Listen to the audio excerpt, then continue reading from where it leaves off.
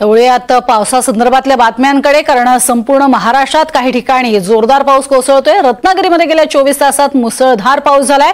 रत्नागिरी जिल्ह्यातल्या गेल्या 24 तासात 872.51 मिलीमीटर पावसाची नोंद झाली आहे। रत्नागिरीत सरासरी 96.94 मिलीमीटर पाऊस झालाय।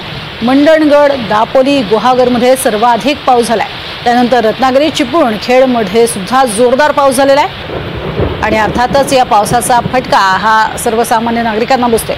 गेल्या काही दिवसांपासून रत्नागिरीत जोरदार पाऊस कोसळतोय, त्यातच गेल्या 24 तासात मात्र हा पाऊस मोठ्या प्रमाणात झालाय। एकूण 24 तासातला 872.51 मिलीमीटर पाऊस आहे। मंडणगडमध्ये 157 मिलीमीटर, दापोलीत 141.71 मिलीमीटर, तर गुहागरमध्ये 123 मिलीमीटर इतका पाऊस झालाय। तर रत्नागिरीमध्ये 98.77, चिपळूणमध्ये 81.11, तर खेडमध्ये 77.85 मिलीमीटर पाऊस झालाय।